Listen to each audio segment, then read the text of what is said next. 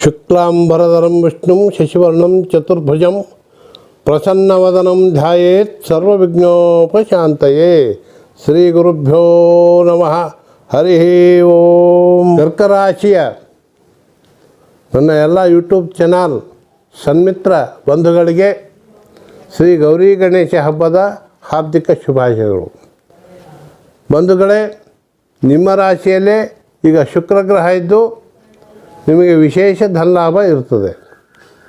ಜೊತೆಗೆ ದಿನಾಂಕ 14ರಂದು ಸೆಪ್ಟೆಂಬರ್ 14ರಂದು ಶುಕ್ರಗ್ರಹ ಸಿಂಹರಾಶಿ ಧನಸ್ಥಾನಕ್ಕೆ ಬರ್ತಾನೆ. ಬರೋದ್ರಿಂದ ನಿಮಗೆ ವಿಶೇಷವಾಗಿ ಧನಲಾಭ ಆಗ್ತದೆ. ಯಾವ ತೊಂದರೆಯೂ ಇಲ್ಲ. ವಿಶೇಷ ಸ್ತ್ರೀಯರಿಂದಲೂ ಕೂಡ ನಿಮಗೆ ಧನಲಾಭ ಉಂಟಾಗ್ತದೆ.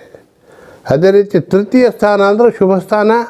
ಅಲ್ಲಿ ದಿನಾಂಕ 15ರಂದು ಬುಧಗ್ರಹ ಹಾಗೂ ದಿನಾಂಕ 16ರಂದು ರವಿಗ್ರಹ ಇಬ್ಬರು, ರವಿ ಮತ್ತು ಬುಧ ಅಂದರೆ ಬುಧಾದಿತ್ಯ ಯೋಗ ಅಂತಾರೆ, ತೃತೀಯ ಸ್ಥಾನಕ್ಕೆ ಬರ್ತಾರೆ. ಯಾವುದು? ಕನ್ಯಾ ರಾಶಿಗೆ. ಅದು ಬಂದಾಗ ನಿಮ್ಮ ಎಲ್ಲ ಸರ್ಕಾರಿ ಕೆಲಸಗಳು ಎಲ್ಲದರಲ್ಲೂ ಕೂಡ ನಿಮಗೆ ಕಾರ್ಯಜಯ ಆಗ್ತದೆ. ವಿಶೇಷ ಧನಲಾಭಗಳು ನಿಮಗೆ ಕಾಣಿಸ್ತವೆ. ಜೊತೆಗೆ ದಿನಾಂಕ 13ರಂದು ಮಂಗಳ ಗ್ರಹ ಈಗಾಗಲೇ 3ನೇ ಸ್ಥಾನದಲ್ಲಿದೆ.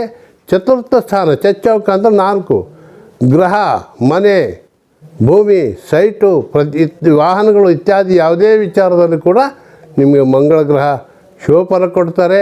ಅದು ಖರೀದಿಯಾಗುವಂತಹ ಯೋಗ ಕೂಡ ಇದೆ. ಆದರೆ ಅಷ್ಟಮ ಸ್ಥಾನದಲ್ಲಿ ರಾಹು ಇದೆ.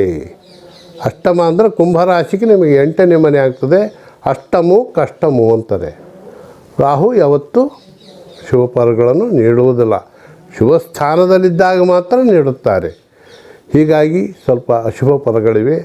ಜೊತೆಗೆ ಶನಿ ಮಹಾತ್ಮರು ಕೂಡ ಭಾಗ್ಯಸ್ಥಾನದಲ್ಲಿದ್ದವರು ವಕ್ರಿಯಾಗಿ ಮತ್ತೆ 8ನೇ ಸ್ಥಾನವನ್ನೇ ಆ ಕಡೆ ಬರ್ತಾ ಇದ್ದಾರೆ.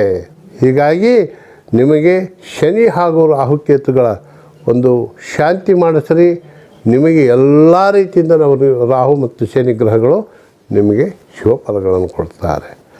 ಆದರೆ ಗುರುಗ್ರಹ 12ನೇ ಸ್ಥಾನ ಸಂಚಾರಿ ಸ್ಥಾನದಲ್ಲಿ ಇರುವುದರಿಂದ ನಿಮಗೆ ತಿರುಗಾಟ. ಅದು ಯಾವುದಕ್ಕೆ? ಗುರು ಅಂತಂದರೆ ಎಲ್ಲ ದೇವಸ್ಥಾನಗಳ ದರ್ಶನ ಮತ್ತು ಧಾರ್ಮಿಕ ವಿಚಾರಗಳಿಗಾಗಿ ನೀವು ತಿರುಗಾಟ ಸಂಚಾರ ಮಾಡಬೇಕಾಗ್ತದೆ. ಅದಕ್ಕೆ ನಿಮಗೆ ವಿಶೇಷ ಖರ್ಚುಗಳು ಕೂಡ ಬರ್ತವೆ.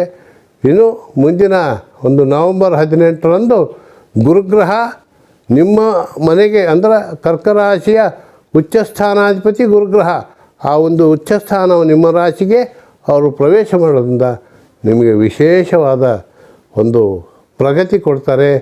ಎಲ್ಲ ಕಾರ್ಯಗಳಲ್ಲೂ ಜಯ ಕೊಡ್ತಾರೆ. ನಿಮಗೆ ಶುಭವಾಗಲಿ. ಸರ್ವೇ ಜನಾಃ ಸುಖಿನೋ ಭವಂತು. ಸಮಸ್ತ ಸನ್ಮಂಗಲಾನಿ ಭವಂತು.